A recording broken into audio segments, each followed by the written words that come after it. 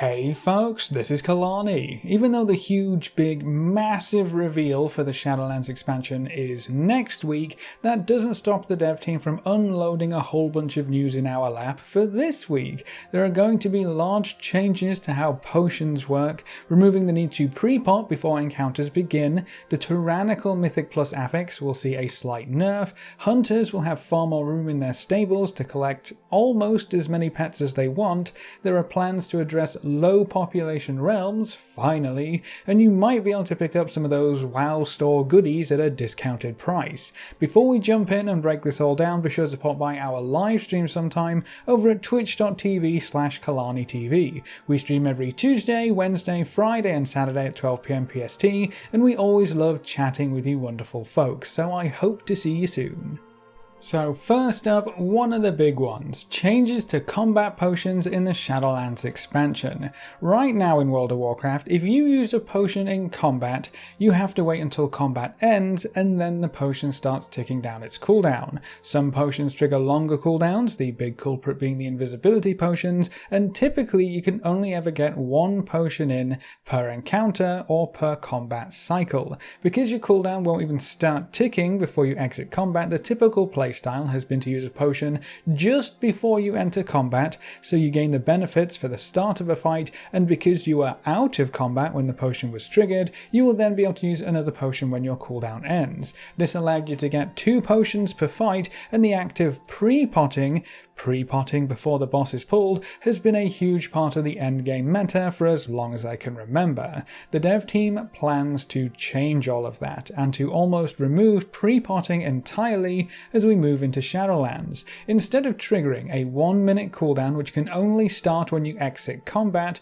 potions will now trigger a 5-minute cooldown, but their cooldown is no longer tied to combat whatsoever. It's just 5 minutes, so if you use a potion while in combat, you can actually use another one 5 minutes later, and another one 5 minutes later after that, and heaven forbid a fight go on this long, but another one 5 minutes after that. With no ties to combat, you're now going to be free to use your potion whenever you want. If a fight lasts longer than 5 minutes, you'll be able to get 2 potions in if you use one early. If the fight is one of the lengthy ones at 10 minutes or more, you can actually now get 3 potions in. For raiding, this might not change too much in the grand scheme of things. If you have all your cooldowns and you're going to use them at the start of a fight, you're probably going to use a potion at the start of the fight as well. What this does mean, however, is that you will no longer lose your second potion in a fight if you happen to use it a second too late. No more failed pre-pots means you're guaranteed 2 pots per fight almost every time. These changes will affect every primary stat potion and mana potion by the sounds of things, but maybe not health potions. They may have the same combat restricted cooldown as they do right now, which is a bit odd. This will perhaps affect Mythic Plus and Dungeons even more though, because of how often you chain pull monsters. Sometimes you wouldn't drop combat to let your potion start to cool down for lengthy periods of time. You would have to purposefully stop combat sometimes just to make sure you're going to actually have another potion to use during the run. That simply doesn't matter anymore, so you can pull to your heart's content and potion whenever you want. You will potentially get significantly fewer potions in a dungeon overall though, which may be something to think about, but with a 5-minute cooldown imposed on these potions, I wouldn't be surprised if we saw combat potions be incredibly powerful.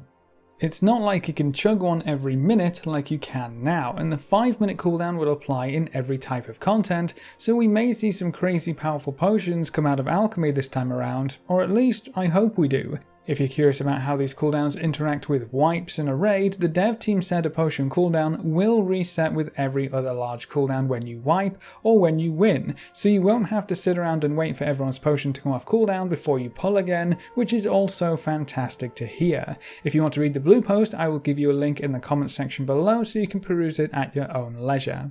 Personally, I think this change is going to be very hit or miss. Pre-pots always felt kinda cheesy, and chugging your potion a second too late, or if your resident boomkin keeps pulling 2 seconds too early, wasting a pre-pot can be very frustrating as well. I'm glad that those issues are gone, and I think giving more meaning to your potion cooldown could be an interesting design decision. I do think that this change will fall flat instantly if the Shadowlands potions are boring, uninteresting, or simply not that powerful. If a 5-minute cooldown potion doesn't do something cool, it's probably going to feel like way too long of a cooldown and just not impactful when you actually use it.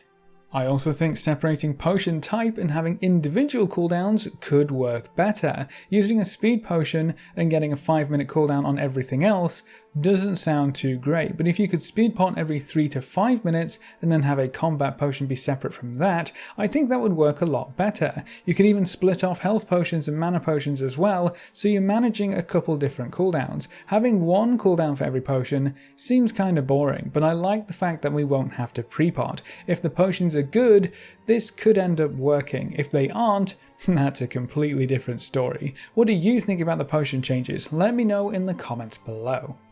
Then there's also going to be a change to how the tyrannical affix works in the next expansion as well. The text was changed to read, bosses have 40% more health. Bosses and their minions inflict up to 15% increased damage. The main takeaway here is that tyrannical will not give any adds in a boss encounter more health. They will still get the damage increase, but they won't get the health increase. That's going to be very important for ad fights in the Shadowlands expansion, because tyrannical was kind of double dipping on any fight with a lot of adds. Not only is the boss going to take longer, but if the boss has adds that you have to deal with, especially ones that you have to deal with in time, nuke them down before they do something, that's going to take even longer than a fight that doesn't have adds.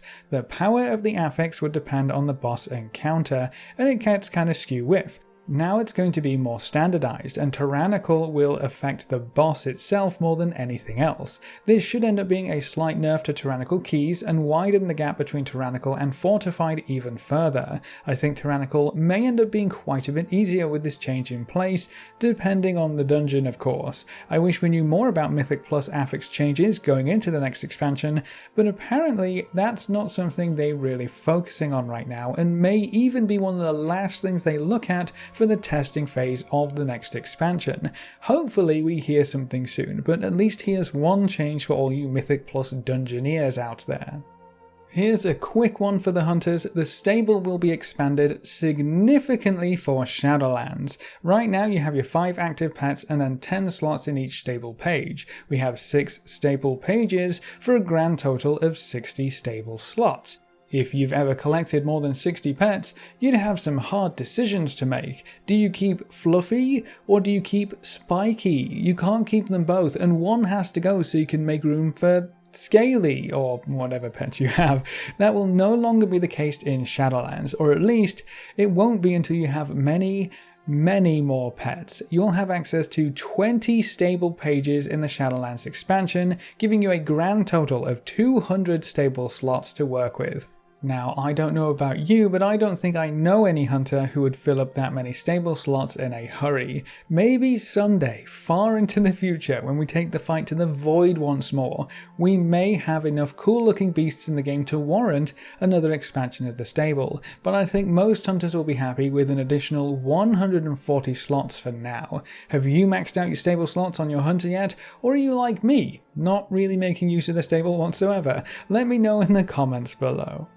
In other, more current news, Blizzard has just announced plans to start merging lower population servers again. This has been an ongoing conversation for quite a while now, and I believe it was BlizzCon last year, Ian promised that lower population realms would be looked into and more connections would be made where necessary. It looks like they finally got around to that, according to the recent Blue post.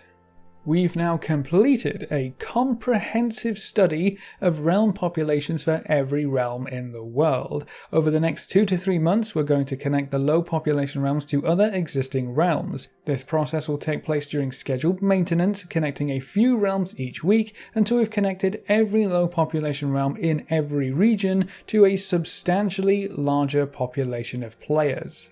They're doing it. They're linking them all up, or at least linking up a few to make sure you have more than one other player to play with on any given server. We're not too sure when this is going to start, but the dev team did say that they would also post notices in advance of each week's connections in the appropriate regions and languages, and when the merges are complete, the forums will also merge to make sure you're all talking to each other. I am very curious to see how many servers we end up with at the end of this project, and how large a population needs to be considered healthy and acceptable to Blizzard. Will we see every server merge create a new max population connected realm, or will they aim for something closer to a medium population? Only time will tell, but remember that as realms are connected, you'll also be able to trade with everyone in your connected community. The auction houses will be shared, so you'll see more posts and more traffic there, and you can raid Mythic together before the cross-server play is enabled. There aren't too many other restrictions these days, so honestly, servers don't mean as much as they used to, but it is always nice knowing there's more people out there to play with. I think the game would benefit from creating fewer, larger servers so that the game world feels more active and alive. Kind of like Classic. That was a huge eye-opener for a lot of players who never got to play back then, so I will be very interested to see how far they go with this. But if you're playing on a low pop server and you wish you'd get a few connections to plump up your overall server's population, it's going to happen over the next 3 months. Keep an eye out for those posts listing which realms are connected. Yours might just be one of the first. And then to top everything off, there is currently a summer sale going on for Blizzard and World of Warcraft goodies. I'll cut right to the chase. If you want pets or mounts, this could be good for you. If you want to buy BFA, either because you don't have it yet, you want to get some friends or family into the game, or you just want to make use of those cheaper boosts, that's probably the best pickup from this sale. BFA is on sale for $20 right now, which is the cheapest you're ever going to see it until it becomes free with the base game in Shadowlands. $20 is a third of its usual price at $60, so if you want to get friends and family into the game, now would be a perfect time. If you want to play BFA with them anyway. Good luck explaining the whole end game circus to them right now though. What a nightmare. You can also buy BFA and use it on extra WoW accounts on your battle.net account and use the boost on your main account. I'm pretty sure this still works, but I haven't tested it in a while. But that should mean you can get a level 110 boost for just $20 if that's of interest. Not too bad in the grand scheme of things. And you'd only have to level up those characters 10 levels to get them to max level ready for Shadowlands, and with the leveling boosts and constant time walking right now, that should be a walk in the park. If you want to spend the $20. The digital deluxe upgrade is also just $10 right now, so if you want those cool mounts or the pet or the other Blizzard game goodies, $10 is about as cheap as you'll ever find for the upgrade there. It might be something to consider as well. Which, by the way, if the mounts and stuff from digital deluxe upgrades excite you, you can also get the Legion and Warlords of Draenor deluxe items for $10 each as well. Just figured I should include that as well. Some store mounts and pets are on sale too, so if you've been waiting to get some of those until they go on sale, now's your time to strike. Sadly, not every mount is discounted. Some of the ones I was interested in are not, like the Fox mount, which is kinda lame, but some of the older store mounts are half off right now, so you know, take a look and see if there's anything you fancy. The pets are in the same boat on the store. Not all of them are discounted, mostly the old ones, so if you want to hop on those while they're cheap, go for it I guess, but be sure to check which pets are actually included because it's not all of them for some reason. Remember, you can buy tokens with gold to exchange for BNet balance to purchase these goodies too, so you can still take advantage of the sale even if you don't want to fork over real cash. But that's all the news I wanted to get across in this video. The most recent alpha build included a lot of extra information to dig through, so stay tuned for more videos on the alpha. But what do you think of that huge cooldown change for potions in general? How about the plans to start merging lower population realms? How far do you hope they go? Should we ever see a low population realm again? Or should every server aim to be at least medium or maybe even high, to make sure you always have people to play with? Leave all your thoughts in the comment section below. If you want to explore the alpha, or help us get ready for Shadowlands, you can find us over at twitch.tv/KalaniTV. We stream every Tuesday, Wednesday, Friday and Saturday at 12 PM PST, and watching the stream and coming to say hi is one of the best ways you can support the channel right now, and if you ever wanted to be included in the long list of names at the end of every video, a subscription on Twitch is the easiest way to make that happen. You get a free sub to any Twitch Twitch channel if you have Amazon Prime too, so be sure to take advantage of that. A big thank you to everyone who has subscribed on Twitch already, and to our supporters over on Patreon. You can see their names floating by on screen. If you want to join these lovely guys and gals, well, now you know how. Remember to leave a like just below the video before you leave. If you want to see more, make sure to subscribe. But apart from that, thanks for watching folks, good luck and have fun, and as always, I'll see you next time.